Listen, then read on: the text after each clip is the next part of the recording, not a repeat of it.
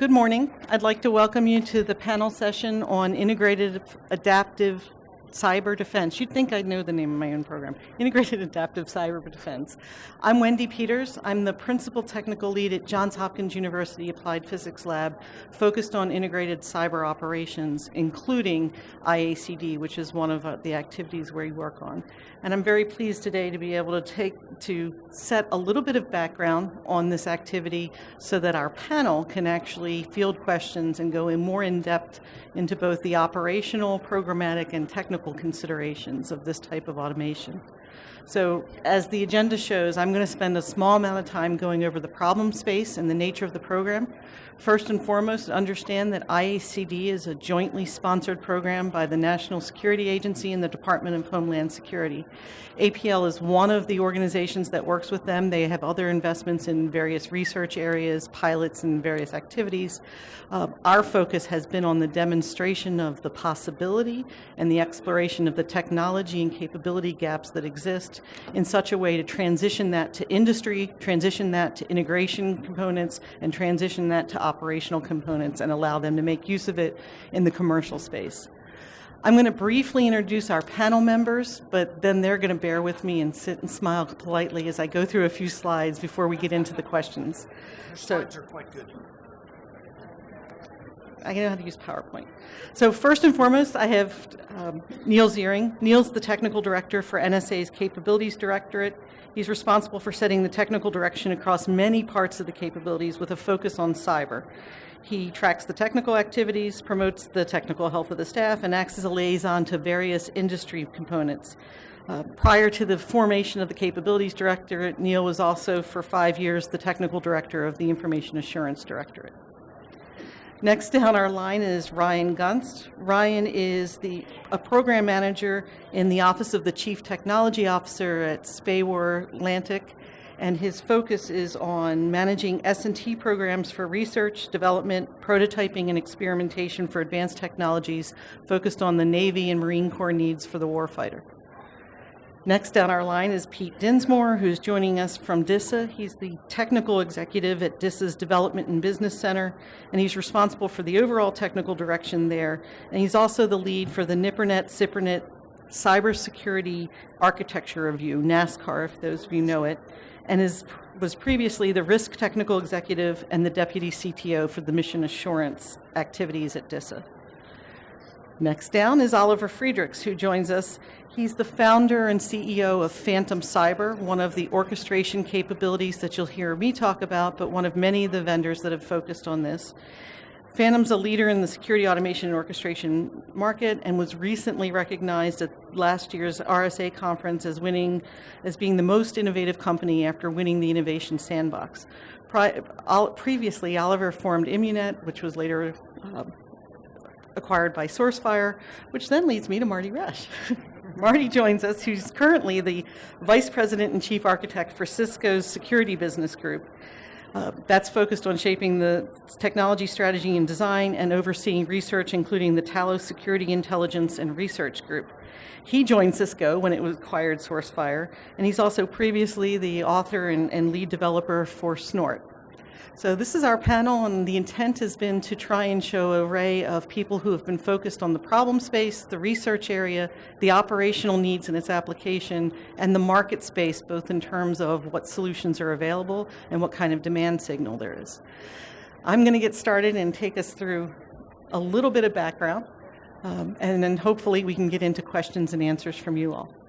So the basics that you need to start with, and I certainly feel like I preach to the choir if you're familiar with our cyber state, but our current cyber defense isn't where we'd like it to be. We'd love to believe that if we are facing an attack or kill chain, we're at least detecting before the kill chain's over. Not saying we're preventing it, but at least we're in the same time frame.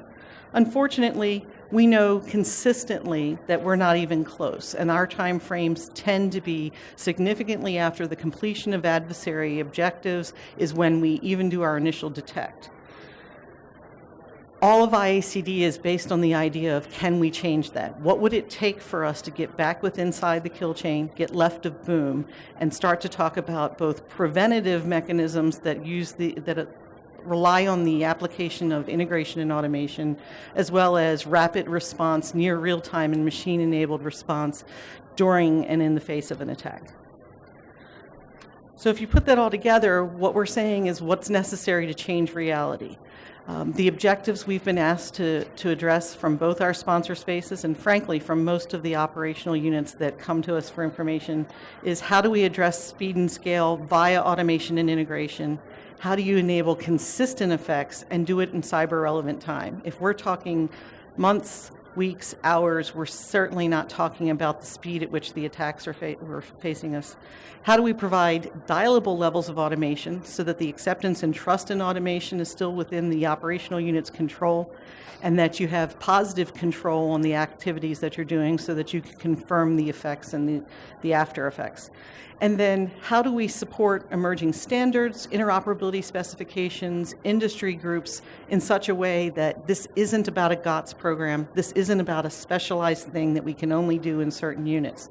We want it to be such that you can't buy products to support your network that don't do this, even if you're not specifying it. And that's why it's critical that our partnership with the industry is strong and that they're helping to guide us on what's market supportable and what the next directions need to be. Bottom line, IACD's challenge is to move cyber defense operations out of months into minutes, start to address the millisecond problem, but show a steady progression and improvement. The basic assumption is that you all bring your own enterprise. This is not about someone saying, what's the best of breed? Here's your best IPS. Here's the best host-based protections. Whatever it is we bring to the table, and certainly within the DoD space, we have a consistent picture of several of our networks, what they bring to the table, but we know there's variation. Whatever that is, we're not about saying what your priorities, what your capabilities, what you need to field, but can we commonly agree on a set of services and capabilities that represent your ability to plug and play, to chain those things together to address localized operational needs, rules of engagement, and the conditions within the network. So the focus is on what are the services necessary to create an OODA loop for cyber, starting with all the sensing sources you have available to yourself, some of which are traditional cybersecurity or network monitoring sensors, and some are more diverse and unique sensing sources. Rapidly pulling together the sense-making capabilities available to you either in your network or with the adjunct of big data analytics, with the capability and knowledge of your operational staff, applying decision-making rules at network speed, and then spurring action across whatever actuators you have available to you. That's the core of what IACD is trying to focus. It's not about the ornaments, it's about talking about the tree and what's a common looking tree look like to hang the ornaments on. From our sponsors' perspective, IACD success is not just about what's done in one enterprise or in one network. We need to talk about what the common services are and then enable transition to industry such that products are available that allow us to do intra-enterprise automation and integration. But it is completely tied to the ability to then connect together those IACD-enabled enterprises via trusted information sharing mechanisms, and ultimately acknowledging that there will be a set of trusted cyber sources, services and sources that any one enterprise may not be able to afford or staff, or only the combination of information from multiple sources actually allow you to provide a certain service. So an ecosystem that supports this has to be able to chain all of these together in a trusted way using, to the greatest extent possible, commercial products, or at least commercial standards such that even GOTS products or specialized government information that's not otherwise available could use the same types of adapters and plug into these components.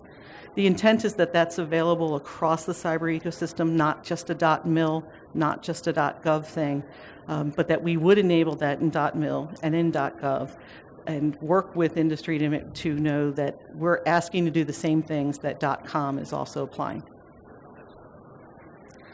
So the approach specific to the work that we've been doing at APL in support of both DHS and NSA has been a rapid prototyping spiral approach. Our intent is to implement a series of reference implementations of both what's possible right now, take a bunch of commercial products and pull it together and prove that certain cybersecurity operation workflows are automatable, but also to derive the gaps by showing where there isn't anything right now that allows us to do a particular action. We're also looking at what challenges exist, not just in the technology realm, but specific to operational challenges and what it means to adopt automation and to change your standard operating procedures and TTPs in such a way to enable that. Talk about how the gaps in technology and the availability of commercial solutions are informed, driven by, supported by the industry view of where the market's taking it, so that we can transition what we've learned to that area as opposed to having a separate government effort, and then gather those appropriate requirements where necessary so that we can inform those standards or specification emergence. In the last 2 years, we've completed 6 spirals. I'm going to talk a very little bit about them and get to the results because I really want to talk about the implications that our panelists want to cover. However, if you do need additional information, feel free to catch me or any of my team members after the discussion. We started in our first spiral with Make It Real. Our sponsor said, we've talked about this a long time. This isn't going to be research. Automate anything using commercial products, but do it on a real network where you can measure before and after, and we can actually baseline and show that something works.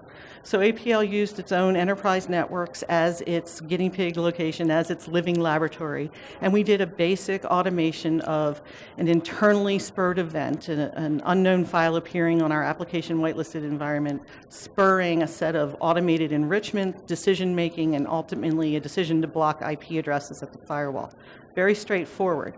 That grew to a spiral that then said, what does it mean to scale that? It's great to have done it in something that you know, and we asked you to know it, but what if you had to do it in a variety of environments, all of whom had different ornaments and potentially different trees, some of whom have an outstanding and vast security operations and analysis team, others of whom have 2 guys in a closet who might have a chance to look at a SIM from time to time. So we expanded our enterprise, took what had been implemented on a live network, put it into a virtualized environment, and interconnected that with 3 other environments, running everything from open source tools and things that are available to you under traditional Microsoft site licenses, all the way up through a DoD representative environment instantiated with EPO and a variety of other capabilities, and showed that the same automation flows as well as more advanced automation flows could be achieved using different orchestration methods and maintained or improved upon the timelines. We moved into our next spiral focused on that's great, but most of those decisions have been relatively binary. If exceed threshold A, if not, then B. Let's try and challenge an environment and stimulate it in such a way that you're taking into consideration who's telling me something, how much do I trust that source, what do other sources say about this, what's my current risk posture, would I interrupt operations if I took an action, and would it be more costly to me to affect the action than to accept the risk? And stimulated environment to cause those conditions, and we've proven that orchestration can continue to make the kind of decisions that we've seen, maintain our timelines, but handle a vastly more complex decision-making environment. We've then moved on to showing behavioral-based detection as opposed to just signature-based detection, and then our more recent spirals have really focused on, now that we've proven certain basic capabilities are possible, how do we document the information in the trade space so that we can transition to an industry-supported standards and specifications movement, including the Open C2 effort that has been defining common response actions for cyber defense. And that's what we've been moving through.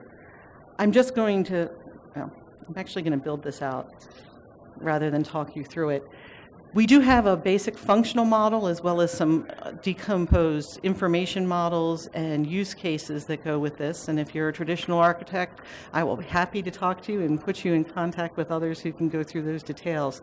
But the real message that you should get across is that having captured these, we're not looking to specify down to 7 layers the exact thing you must implement. It's, do we have sufficient representation of functions so that you can map your current enterprise into that? You can recognize what it is you already have that do these functions, and so you can focus in on where are the gaps, and we can identify in particular the few areas where we believe that a lean, interoperable description of how you use those services is necessary in order to promote plug and play and to promote the interchange of multiple products. That's a great thing to say, but my real point would be we've already successfully partnered with the Open C2 organization in showing the ability to use response action language in such a way that you can automate and, in fact, even improve upon those timelines. Our next focus is on the secure orchestration. What's the definition of secure orchestration as a service, and how do products such as what Oliver's company does, or combinations of suites of capabilities such as Marty's company could be used to achieve those capabilities, but also how do the people who provide cybersecurity defenses today see their need to plug into an orchestration service? What we've seen so far is that we've had dramatic improvement in capacity. We've, on our live network, increased by over 10,000 times our ability to triage certain events in order to take them off our first tier, first responder analysts.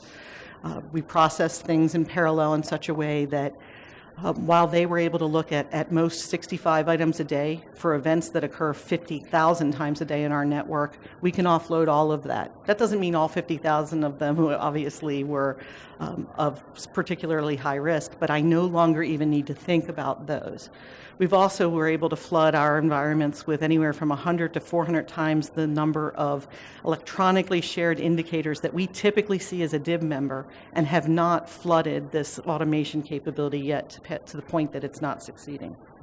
From timelines, I'm not going to say we've reduced everything, but in the specific workflows and operational scenarios that we've applied, we've saw a reduction on ops timelines by as much as 99%. What took anywhere from 10 minutes to 11 hours is now taking us measured in seconds, but more importantly, we're able to do dozens to hundreds of those simultaneously in seconds.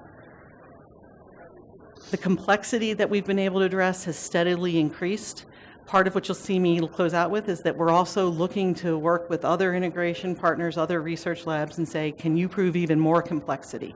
And any one place is never going to be able to do that. Any one spiral, no matter how many things you add, will never have all the tools. But we want to start to prove all the things that make you suspicious or somehow concerned, is this really going to work? Let's start showing that it can. And then there's a steady increase in the diversity, the flexibility, and availability of tools that let you do this. When we started this, there were 1 or 2 companies that actually purported to even focus on cybersecurity orchestration and automation. There were certainly automation tools, but they weren't focused specifically on cyber operations.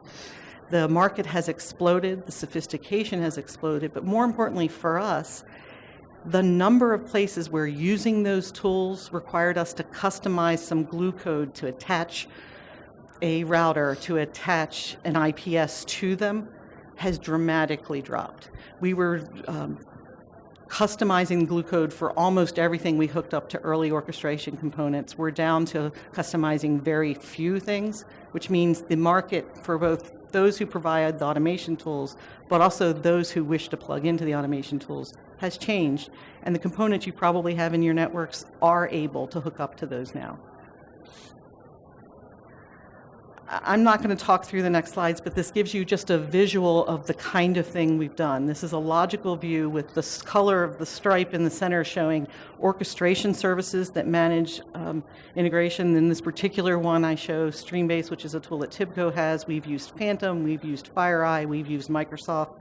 But the idea is that that conductor, that manager, is able to accept both information flows input, such as indicators, automate commands out to external sources for reputation checking, internal sources to look at net flow, go to your host management and endpoint management components to check risk posture, and then apply pre-approved COAs as well as unknown conditions to such a way that you either recommend actions to an operator but still keep a human in the loop, or you pre-approve automation and go straight to a variety of things such as blocking at the firewall, blocking the user, doing more limited and targeted adjustments to their accounts or their privileges. That's the kind of thing we've been working on. We've done it with behavior-based. We've done it across different mechanisms using Stix and Taxi.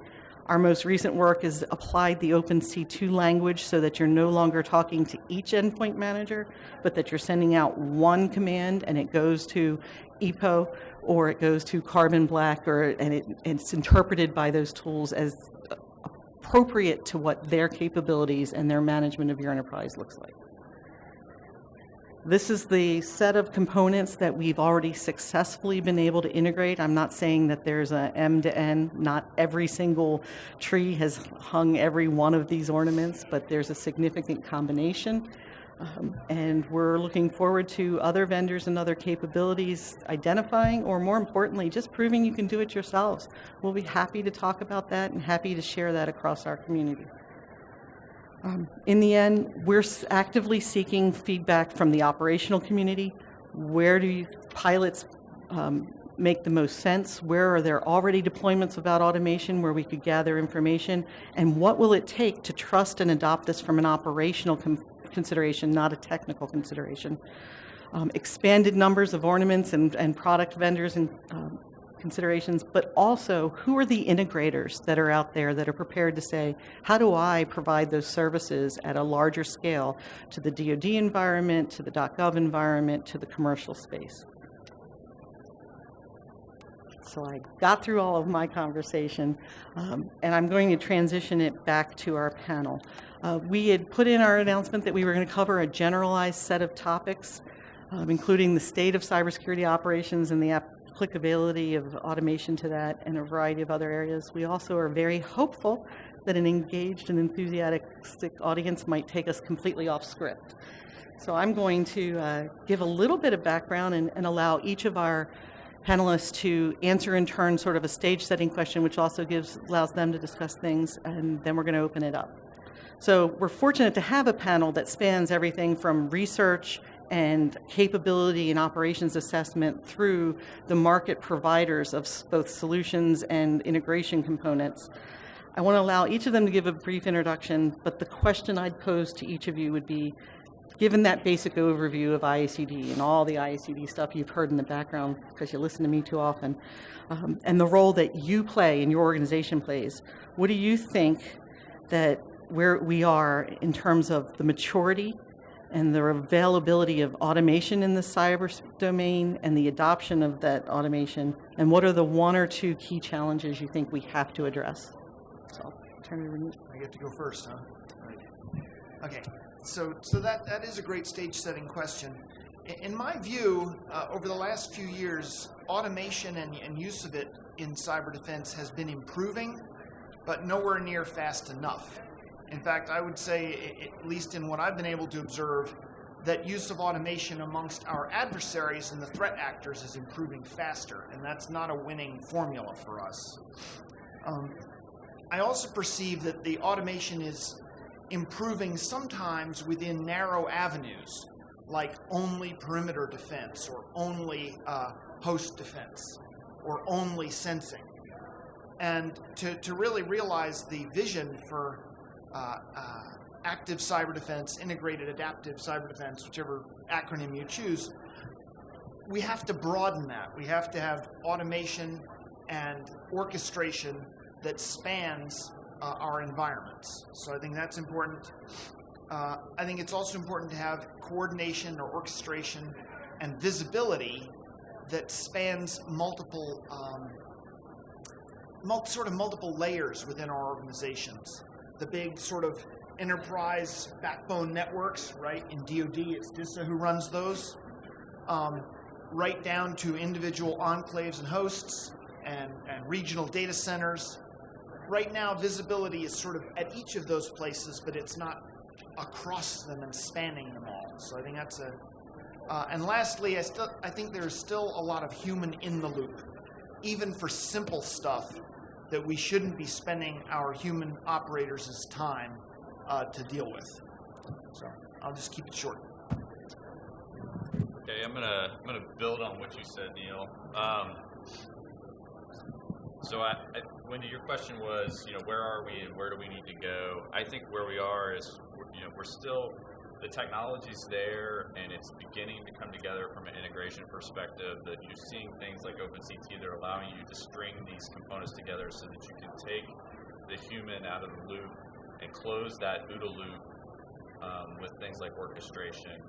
And I think at some point in the future, I think that's the first step, is to get that level of integration, get that shared visibility across the components, and then put that into a service where the more people you have participating in the service, the greater the visibility you have across those enterprise components, the better protection you have, and then the automation is consistently taking plays out of the adversary's playbook because it's being seen on one side of the organization and its mitigation steps are being migrated automatically to the other parts of the organization. So you're systematically taking those options off the table and moving the pendulum from the level of asymmetry you have between the attacker and the defender today. So I think that's the first step. I think the second step and the future step is as you put autonomy on top of that orchestration and you have the orchestration engine making those decisions, automatically, it's going to be building context into that so that the orchestration engine is making those decisions in the context of what's going on on the network environment, what the type of network it is. You're not going to want that orchestration engine to make the same decisions on a tactical network that you might want it to make on a business network because you're going to have different levels of risk. So I think it's going to be building that trust and understanding and the autonomy, but also on the human side, building that trust in the decision making. So that's going to be graduated. And I think initially you might let the orchestration engine make some very small or well-defined decisions, but as that machine learning understanding gets better and better, as it will in the future, you start moving the boundaries of what you're going to let it do based on demonstrated success and its ability to make those decisions, and the organization and the individual's level of trust and its ability to make that decision. And that comes with a whole series of second and third order effects associated with how do we use some of these orchestration capabilities as they evolve. So, but I'll leave that for other parts of the discussion and pass it on. So coming from DISA, my role is sort of representing the operational perspective of actually operating integrated active cyber defense. And so my tale from an operational perspective is a cautionary one, learning from what we've learned in operating our network defenses over the years and dabbling in some forms of integrated defenses. And the first takeaway that you always have to remember is that from the operational perspective, unintended side effects can and will happen quickly, actively, and in cyber time. So given that take that as a given, and then as part of deploying these solutions, you need to pre-plan what happens if. And I'll give you some examples of what you need to do. The first thing you need an independent sensing capability to detect problems with your COAs and with your active cyber defense. You can't ask your active cyber defense, is everything going okay? Because it will say, yeah, I'm working just fine. You have to have a sensor outside of the bounds of this integrated opportunity that says, yeah, it's doing just fine. It blocked everything. No traffic is flowing. So how do you balance sensing what it's doing to make sure that you have the full, accurate operational picture and not just the picture it wants to give you? And then the next thing you need a way to bypass it or undo it quickly. So operational imperatives always take precedence over security. So if your security is blocking mission, how do you recognize it and unblock it quickly? And if you're going to unblock it, you need to have a plan B. So as part of implementing this, and I'm all for implementing it, you still need some form of functioning security stack that's active without it in case you have to stand it down, especially early on. I can tell you from experience, what happens is you stand it up, it operates for a couple weeks, couple months, and then you have the first big oops. And somebody with lots of stars on their shoulder goes, take that out of my network. I don't want to see it in my network again until you can prove to me that it's okay. So when it comes out of the network, what are you going to do? How do you assess the risk of, do you run without it? Do you have to run with it? What's your backup plan? The two final operational considerations are making sure you understand the security of the integrated capability itself. So how do I not use it against me?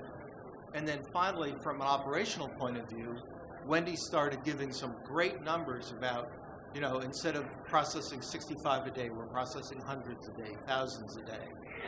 Operationally, that fills up my ability to do things. So operationally, I need to know, how do I age those out? You know, when do I say, I don't need that block anymore because I just blocked 100 websites that were all different C2 sites for this. How can I use a different method to mitigate that malware so I can reduce my number of blocks because I've filled my table? And how do I maintain provenance on where the block came from? I can tell you when you have a list of 50,000, 60,000 blocks, and the people who put them in, even when it's done manually, I don't know which is better, manually or automated, people who do it manually rotate out, they leave, you no longer know why that block is there. You don't know, can I remove it? What will I break if I do remove it?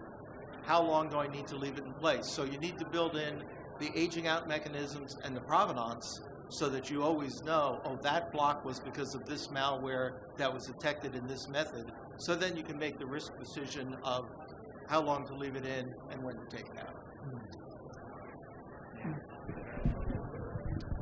So I'll bring a little bit of a different perspective, maybe from the commercial space, being from Silicon Valley and taking more of an entrepreneurial approach to building this type of technology. First of all, I think that this concept in general that Johns Hopkins and DHS and NSA originally incubated is probably one of the most exciting and innovative things that I've seen in security in a long time. Obviously, I'm a little bit biased, but the reality is that the challenge that we're solving is so massive with this type of an approach that if you think about it, for decades we've been building, if you look at the OODA loop, we've been building 1,500 security vendors, firewalls, endpoint, IDSs, cloud, virtual mobile, right? Every time there's a new threat, there's a new security vendor. There are literally 1,500 companies out there today that fall into the O category of the OODA loop, right? Next, you have Orient, where you have analytics tools and analytics vendors like Splunk, ArcSight, QRadar, Elasticsearch, Hadoop, big data technologies that are all processing events coming out of this observe category, right? And we've done a great job at building analytics layers now and analytics tools to digest the billions of events and determine what's happening and how do I find that needle in the needle stack, right, of all of these events. But next, when it comes to decision making, we have people, and we have about 1 million people missing in the entire security workforce that we need today to be able to actually react to all of these events. And we're never going to find 1 million people or 1 million analysts, right? It's completely impractical. So because we've well, I wouldn't say perfected, we've done a good job at building the observe and orient categories of cybersecurity. Now we have decision making and acting to create. And so that's where I believe this technology really falls, is how do you codify decision making and the manual processes that humans take today to react to events, allow you to build digital playbooks on those events to be able to react with a human in the loop, on the loop, or out of the loop, depending on your comfort level, and then actually connect to all of those actuators or back to those 1,500 security devices or point products and control the environment and execute missions across the environment to be able to protect yourself more effectively. Because I think we all know whoever has the tightest loop wins, right? And right now the attackers have a tighter loop because they're able to execute automation faster when they're attacking us, whereas the last two phases of our loop is still relatively manual today. So that's why I think this is so interesting, because surprisingly, this entire category of products is still very young and nobody's really built technologies in this space. So that's certainly why we see it as being a very interesting technology. And so the evolution of this, I think, will start relatively slow, where we will have the ability to detect known threats and respond to those known threats. As you saw on Wendy's slide, a 10,000 times improvement in the triage of certain types of events is obviously very significant. But if we can advance this even further and then focus on how do you respond to unknown threats, that's really when we start seeing significant evolution in the space. So I think the work that everyone is doing here, and certainly the lab and the support the lab has given, has been very, very, very innovative and very exciting to see this technology evolve. So I think I'll leave the rest of my answers to the other questions. So I'll bring another industry perspective to the discussion from the Cisco side of the world. So as the chief architect for security at Cisco, it's been kind of an interesting role because prior to being in Cisco days, I was the CTO at SourceFire, and my job there was to basically specify the design and construction of our security technologies and get them out in the field. But also, part and parcel of that was always having our technologies all manageable under one management roof. And we built what would probably be regarded as something of a primitive IACD type capability back in those days. Well, now I've got a much larger remit at Cisco to run architecture across the entire portfolio that we've got. So this is firewalls and NGFWs, email and web security gateways, intrusion prevention systems, endpoint advanced malware protection, cloud-based sandboxing, OpenDNS, cloud-based DNS security, CASB as well. We just acquired a company called CloudLock, and also network metadata coming in through LANCOPE. So marrying all these things together, because we kind of have the same problem that the industry has, but on a smaller scale, which is, there's 1,500 vendors out there in the security world that everybody's trying to integrate with or bring into their environments and make operate efficiently and effectively.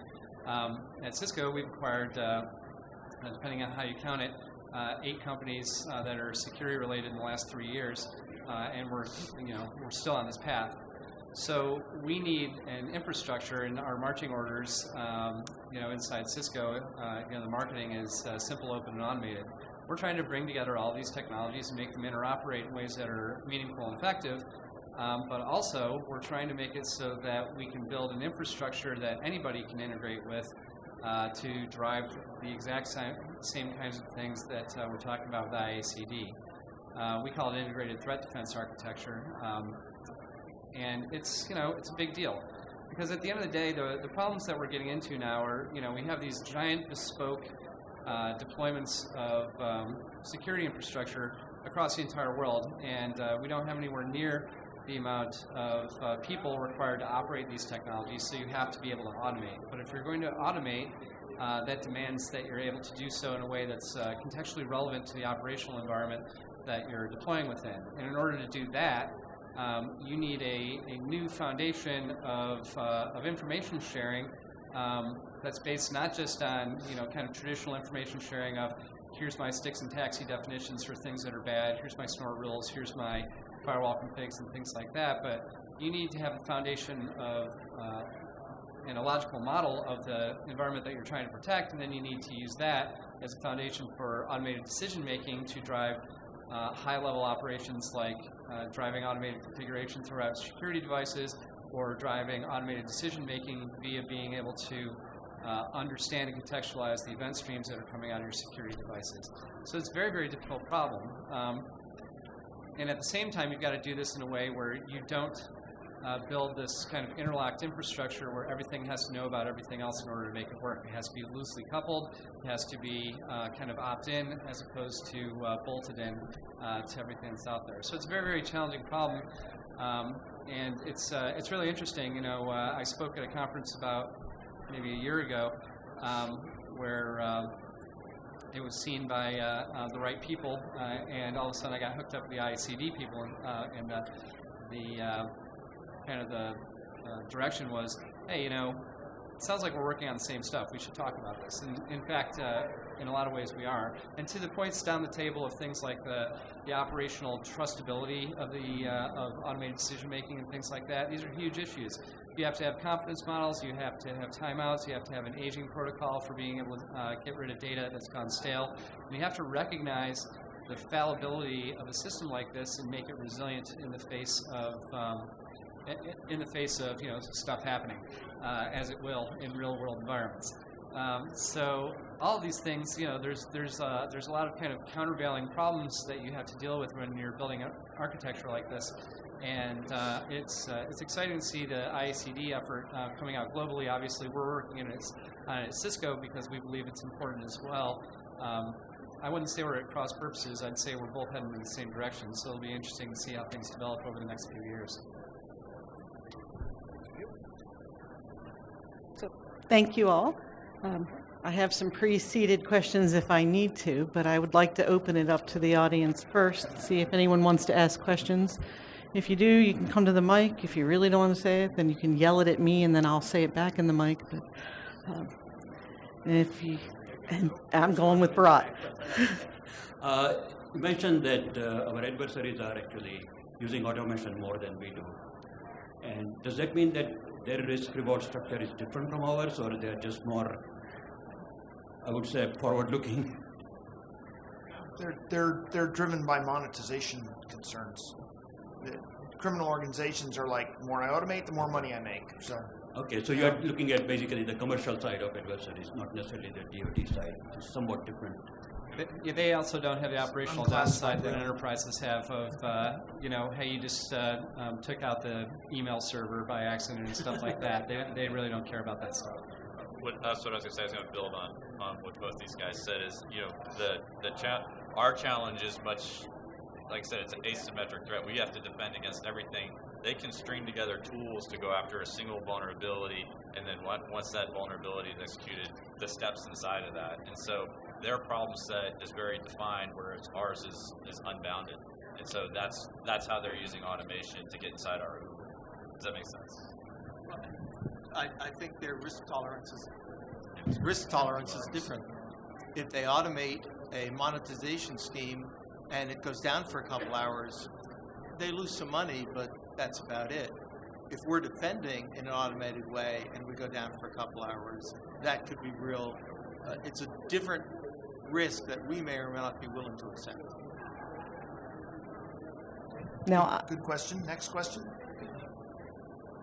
I'm going to throw in real quickly, and we have a trouble accepting trust in automation, even if we didn't have that model. I was wondering if maybe you could elaborate on sort of the human aspects, the so-called hunt teams, and kind of the offensive approach to defense. How are these folks trained? Do they have kind of an offensive mindset? What role does that play in addition to the automated defense role? I'll kick it off. So I'm not an expert in hunt teams, but what I would say is one of the promises of this approach is the freeing up of human capital to focus on more complex tasks. So if we can take, and you talked about the million or so analysts that are missing out of that we don't have in the security space today on a lot of enterprises. If we can take the resources we have and focus them on really more complex tasks like hunt teams and some of those other higher end IA requirements, then we can begin to shift the pendulum, I think. And so that's one of the promises is I can take people that are doing administrative work and put them more into the operational space where we're moving resources around to defend the enterprise against where we either think the threat's going to come from next, or to to go against a known threat and work against that. Yeah, and I think that hunting is really a perfect use case for IACD or orchestration, because if you think about it, you have threat intel coming from somewhere, whether it's a threat intel service, a subscription service, or an internal service, and it has maybe file hashes or IP addresses. An IACD platform or orchestrator would essentially start the hunting process automatically by querying your endpoint technologies to find out, have I ever seen this hash before, telling me I'm infected or not, querying your SIM, like your Splunk instance or ArcSight, to determine, have I ever seen network traffic related to this IP address or any DNS-related activity to this address? Have any users ever received emails in my environment with this particular file in them?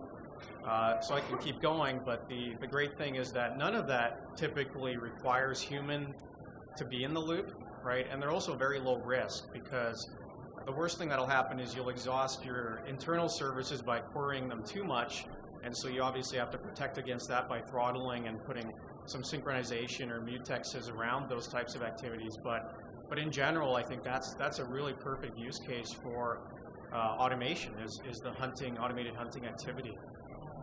So I totally agree with Oliver and was about to make some of those same points, just not as eloquently. But I'd like to add one longer-term point related to what you asked, and that is eventually we want the hunters to be able to train the machine to do some stuff for them, right? Hunters do some of the same ops or the same activities. They'd like to be able to say, this is the third time today I've been doing this. Hey, automation tool, hey, orchestration tool, just do it for me and do it on those 1,000 hosts over there in order to gain scale. So really, this technology and the frameworks that we're talking about here are complementary to advanced hunt operations by turning it in from like hunting in a dense forest where I can see an effect 10 feet around me to hunting out on the savannah where I can see a mile in every direction. Yeah, exactly. Complementary, not replacement, like Ryan just said. Someone write down that analogy because that's totally coming up in my next speech. Other questions? Eileen? So those were some really impressive operational impact numbers that you presented, Wendy, and I was trying to get an understanding of more of sort of the breadth of that, both in terms of like how long did this run in the APL's network that you used to gather this, and also what's the sort of the scope of threats that you looked at? Sorry. Rather than grab Neil's microphone, I'll stand back up. Now, specific to the APL applications, we sort of turn those on and off depending on certain things. The sponsor guidance was to get a baseline against which our more expansive, virtualized, make yourself look like many different environments could be compared. And that was a very targeted thing. We specifically were looking for a particular event that our application whitelisting environment pulls out. In that case, it's an unknown file attempting to execute on an endpoint. It's not in our whitelist, but it also somehow made it into our environment and wasn't blocked through one of our other mechanisms. And the triage and investigation of, is this really a problem? And if so, can one specific action that I'm really comfortable with, I've decided it's very bad and I'm going to block that IP address so that it can't come in. So we've done that, and those numbers are relatively robust in knowing exactly that component. But it's one component, it's one workflow amongst many. We use that as a way to gauge some specific things, because logically you can break that up into the sense-making aspect of it. At what point do I determine that I have enough scatter points such that this implies I should be attempting to investigate? The automation of investigation, and then the application of COA rules in order to choose a particular outcome. That is more generalized. What we've been attempting to do is sort of strategically go back into APL and use their networks, but the real point, and some of this is what these guys will talk about, is for us to get it out to other networks that are more representative of the diversity, in particular given our sponsor space and the focus on .mil and .gov, but also because it's almost impossible for me not to stack the deck if I'm doing it on my own network, because the only way I can measure is that I'm intentionally introducing certain threats in order to, X out of Y is great if you actually believe you know the value of Y. Well, the only way I can give my numbers is to manage that. And we really need to get this into a place where we're collecting sort of against baselines of long-standing operational records. I answered far too long for that, but that's where we are. Okay, and I had another question about support for open source tools. So on the slide it was showing a lot of popular open source tools like Security Onion and Sword and Suricata, and we're actually working with you guys on an ISCD pilot on a research network, and we're finding, so being research, we're running a lot of open source tools, but we're finding that the support really isn't there. So yes, Snort is and Zering are supported, but only if I put my alerts into Splunk. ELSA is not supported, which is the security onion log storage. So does anyone have a sense of what's the timeline when we think these? I would have expected these very popular open source tools to be supported. Anyone want to speak to that on the commercial side? Well, I don't actually. Yeah. I don't actually write code on Snort anymore. Unfortunately, I've become too elevated to be allowed to write code anymore. I can only do PowerPoint. As far as I know, we haven't had a lot of inbound contact about directly supporting OpenC2 in the Snort project, although Cisco is participating in OpenC2 in other areas, as you might expect. Cisco is a very large company, so there's a lot of efforts, some of which I just found about today, that have been going on. But for an open source project to support something like this, usually the best way for it to happen, apart from if you're ingesting my syslog output or whatever, it's a Snort syslog output's been well formed for at least the last 12 years. If you want to get beyond that, like have output plugins and things like that, the best way to get integrated is really to write one. That's what the plugin architectures on a lot of these projects are for, so people can write to them, and then once they're validated as being useful and not tremendously buggy, they can go into the project and be maintained that way. That's the way it works a lot of times. If I could add a little bit to that, on OpenC2 in particular, we're just getting to the stage where projects, open source systems, could start considering adopting it. The 1.0 spec document has been posted for a few months, and in August, 5 partial prototypes were posted to GitHub. And then the next thing we're doing, as you know, Wendy, is working on a more comprehensive reference implementation.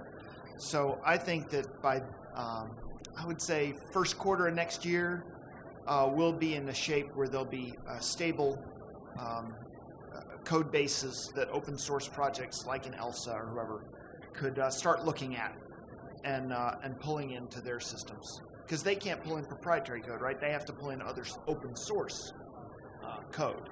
Right. I mean, I guess I'm talking about the orchestrator piece more than OpenC2, like the coordinating code. So NSA has posted a orchestration-like thing, not intended to compete with industry or anything like that, but at least intended to illustrate some concepts to GitHub as well.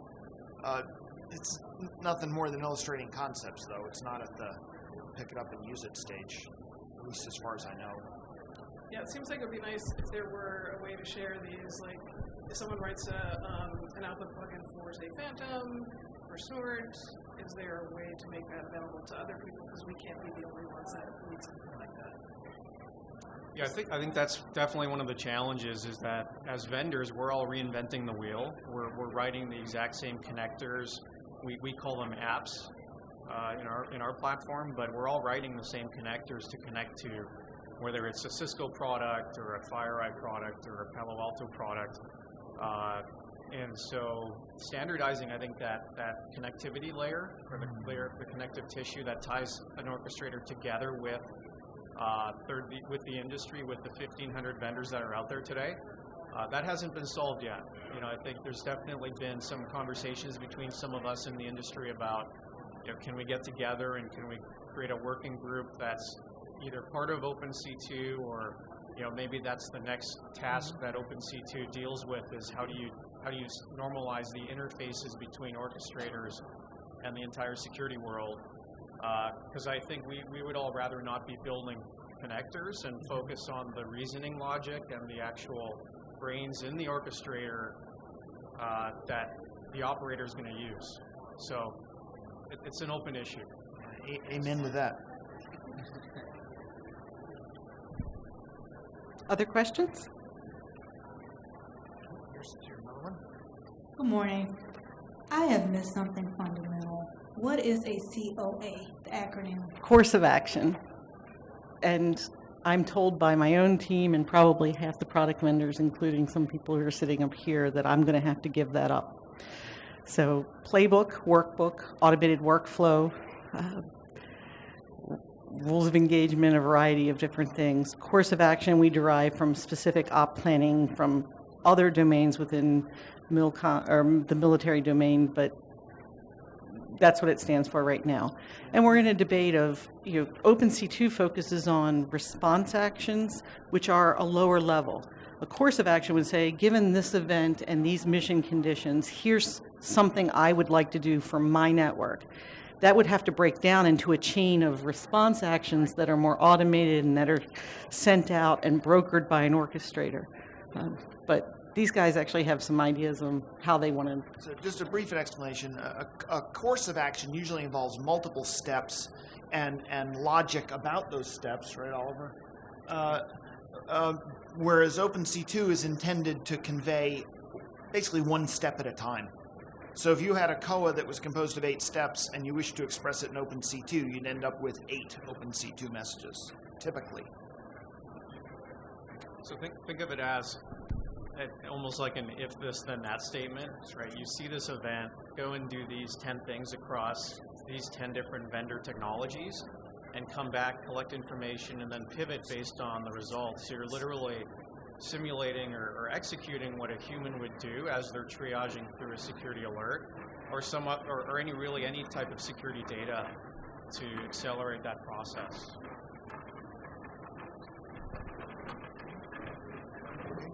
Next question. Other questions? Do you ever see a scenario where the intelligence value, I'll say, just kind of wait, if you will, and watching what unfolds actually becomes important? How would that work into the automation? Sort of like, the old cop movies, get the fix on the guy and move by holding on to Absolutely. for a while. Who wants to start?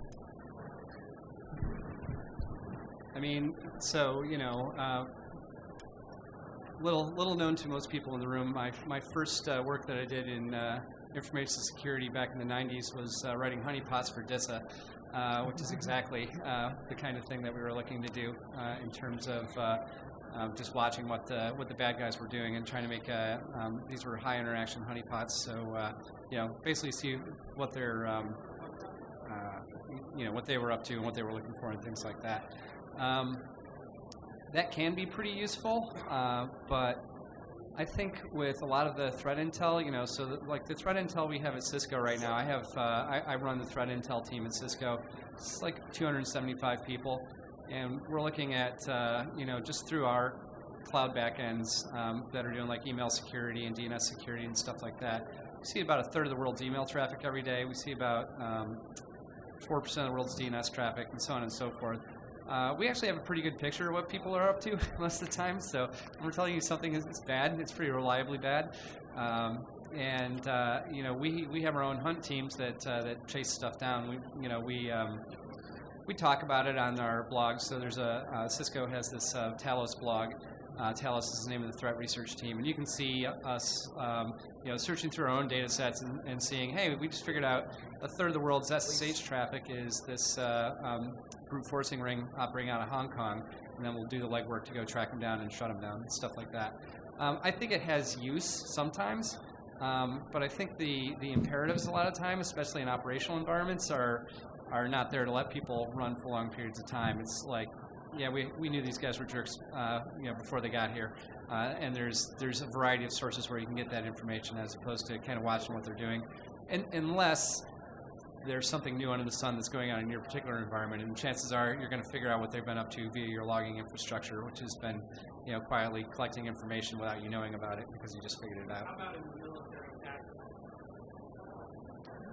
Sure, it could happen.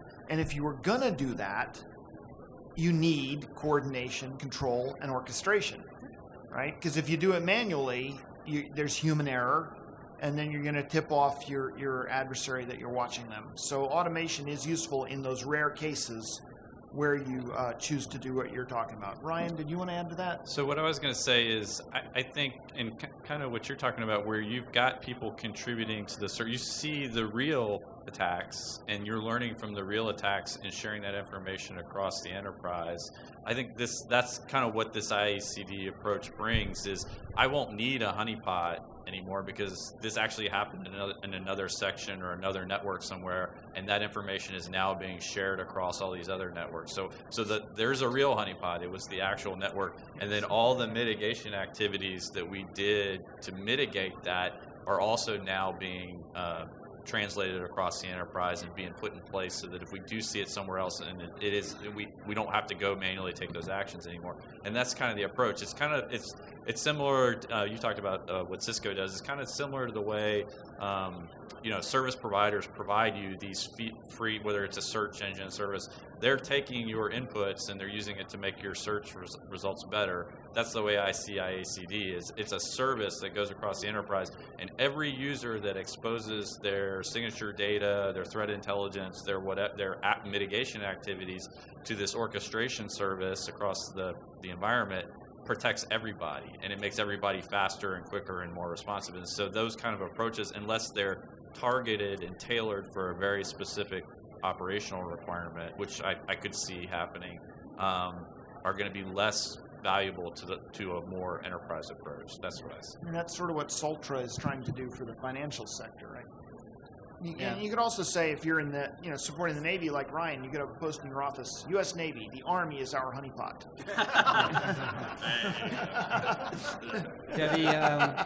Just kidding. One of the, and this actually gets back to some of the more modern technologies that are being developed right now. So we have some pretty interesting stuff at Cisco. So Oliver's previous company was called Immunet, and we bought that at SourceFire, and then we got acquired by Cisco, and that technology, by nature of its operation, a side effect of its architecture is essentially it automatically shares information across your entire deployed footprint about advanced malware. So, and what it effectively does is it uses its entire deployed architecture as a sandbox. So instead of having sandbox devices scattered around your network like you would in some of the other vendor models, this is a connector infrastructure that ships metadata up to the cloud. Cloud does all the analysis and makes determinations about what's good and bad. So if anybody gets hit by something, everybody benefits from that knowledge, and they share that information automatically as a byproduct of the architecture. Do the same sort of things with OpenDNS. So if I see one person get hit by something that turns out was a C2 channel, I have retrospective ability to see everybody that's accessed it, and I also have the ability to defend my entire deployed footprint simultaneously without having to deploy rules and things like that. So these more modern architectures, more modern sharing architectures, essentially allow us to break out of the model of everything being an island, every organization being an island, and every security device being an island, into these security defenses that are in fact networked together and automatically sharing information, so that we don't have to sit in public-private information sharing meetings when we go to government conferences and things like that. The infrastructure just does it for you. Other questions? I'm going to have to go to my backup list. So I know that several of us have been in coordination and are in the development of certain pilots. We've had one pilot external that has come to a certain level of conclusion, but in what cases are any of you actively pursuing pilots of IACD specifically, or more generalized automation? And if we're not there yet in the .mil domain, what kind of applications are you guys seeing in the commercial domain? So I'll just kick it off. We're doing a pilot with you, so that's really, it's our initial foray. So I work at Space War Systems Center Atlantic. We do information warfare capabilities for the Navy, and we have initiated a pilot with JHU APL and NSA with our RDT&E enterprise to look at how can we start stitching some of those pieces together and exposing security data and information from our enterprise network with the rest of these IACD services, and where start exploring some of these trust issues and control issues about where are we going to let automated orchestration make decisions and take actions. Because I think my view is that the technology piece, the interfaces, industry is going to help figure that out, and we're going to get there.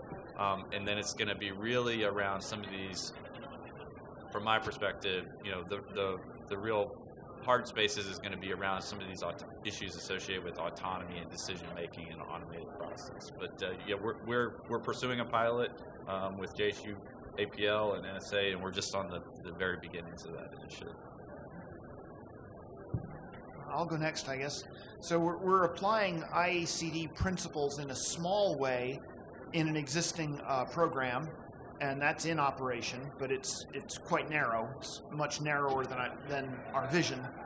And then we have an initiative underway to investigate, I would say it's sort of at the analysis of alternatives stage right now, much greater use of automated orchestration in the defense of NSA's own networks.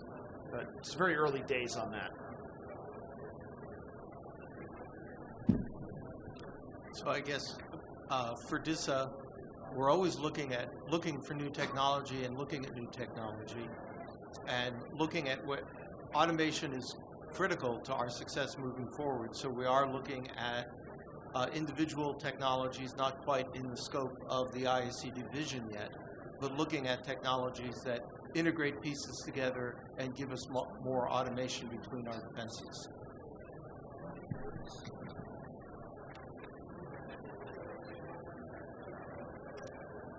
I'm hoping these guys show off what they're doing in the commercial sector and some of the applications. Oh, okay. Yeah, I wasn't telling you to go next question. Okay. Well, so I'll talk about that a little bit differently from what we're seeing in the commercial space. Many of the companies that we talk to are very large enterprises who may or may not have heard of IACD. Our goal, obviously, as a private company is we have salespeople who are actually trying to sell this to the large banks and other organizations around the country. So I can talk a little bit about the traction that we've seen there, which has actually been very positive over the last year or so. Launching the initial version of our platform back in March, we will have roughly 25 very large enterprises up and running with this type of a technology by the end of January, which is very unusual for large enterprise technology, right? It tells you there's a real pain point, and many of the problems that we're hearing about here are being faced obviously in the commercial space, where we're talking about companies that have anywhere from 20,000 to many hundreds of thousands of employees and large teams of analysts. And the typical large enterprise has 40 or more security products from different vendors that they're trying to manage with a whole room full of people.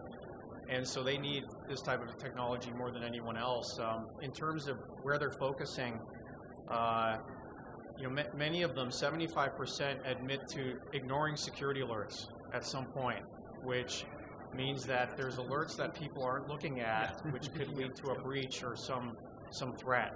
Right, so that's a metric that we see in the commercial space.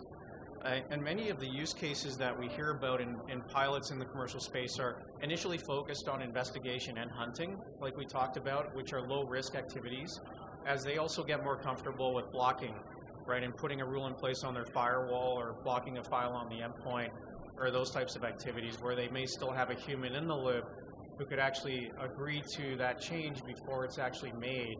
So to Wendy's point, when she first started off, the dialable level of automation is really key here, allowing the operator to control how much automation do I want to accept and which actions or COAs can run fully automated or require a human in the loop. So all of those same concerns are really common in the commercial space as well. And every enterprise is completely different, right? There are those 40 products that I mentioned. Almost every company has maybe 10 of those that are the same because they're all the top vendors like Cisco or others. But those other 30 are completely different products. So being able to integrate across all of those products is also it's a long tail problem. You have maybe 100 very common vendors and products, but then you have 1,400 that you only see once. So there's a lot of work that happens in that space. So those are some of the things that we've seen in the commercial space, but I would say that the adoption is people are taking it very seriously, and they're considering this as one of the next investments that they're making as they protect their enterprise networks. So we're Coming to the end, I do want to hit one question that I think several people have been anxious to address, and it dovetails rather well.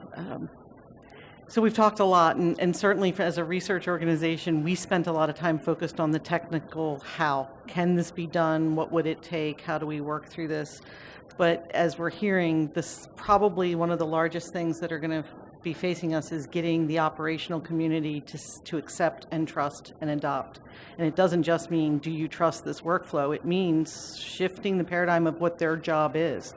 So how do you transition from a person who has to look at log files or look at a SIM and look at alerts and track those down to instead someone who has to design the next COA, manage COAs, trade off and change rules of engagement in the application of COAs?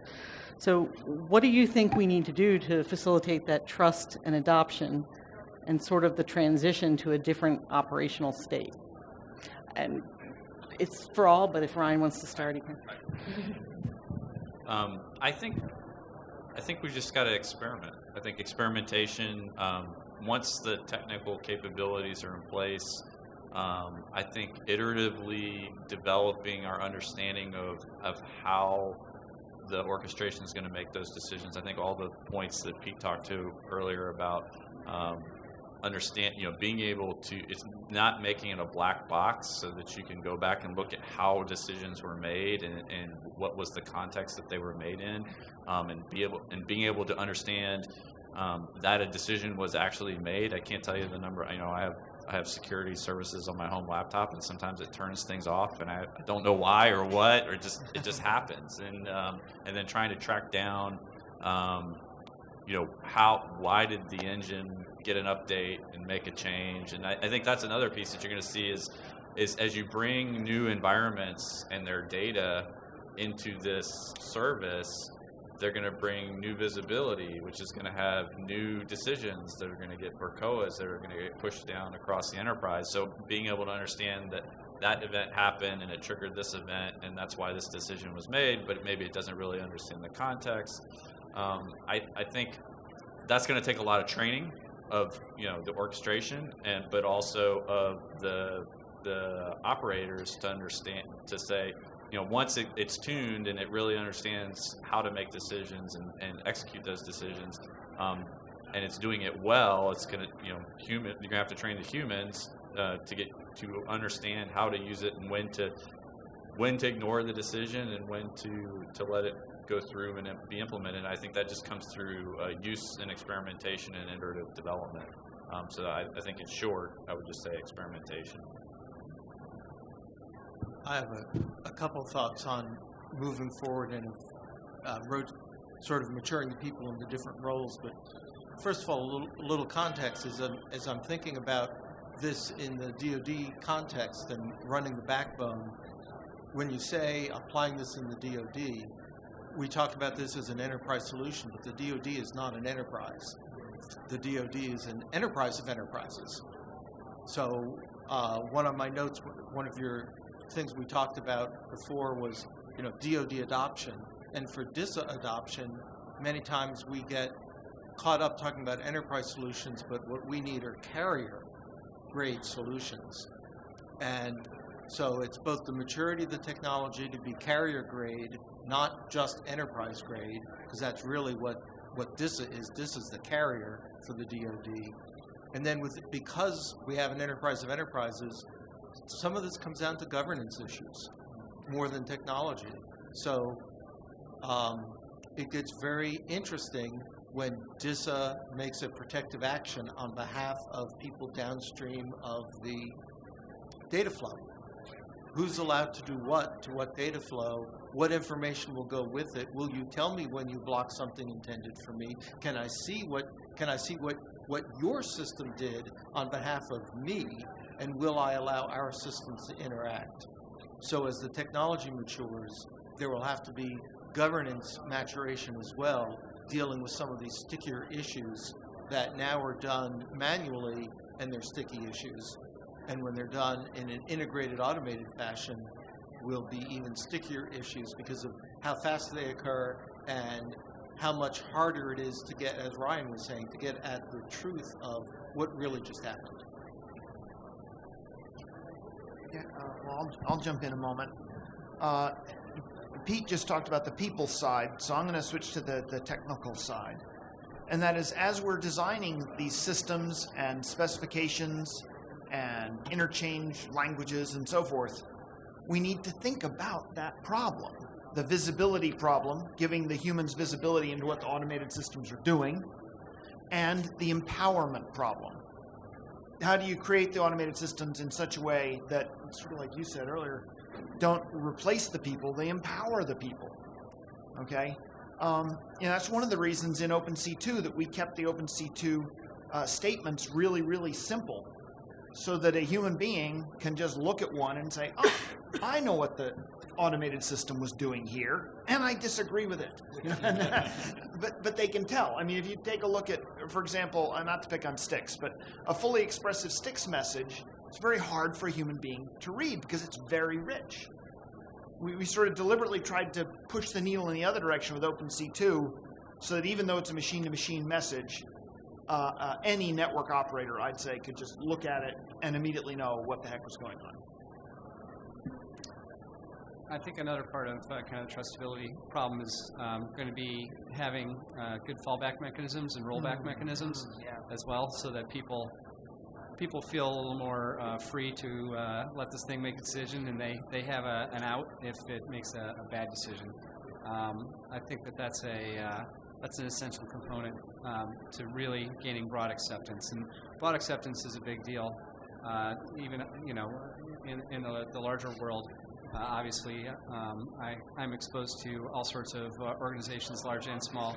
And the trust level for real automation and security as a global thing that industry can really coalesce around is low right now, and that's something that's going to have to be overcome. Any final questions? If not, I'd like to thank our panel. Thank you all for listening.